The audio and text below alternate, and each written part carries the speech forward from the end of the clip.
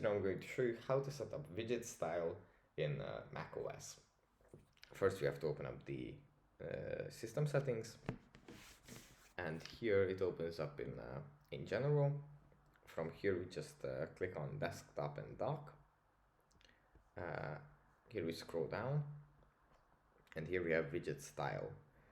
And from automatic we can set it to monochrome, and then as you can see it's going to be just one simple color, these widgets, or we can set it full color, and then this is going to be shown like this.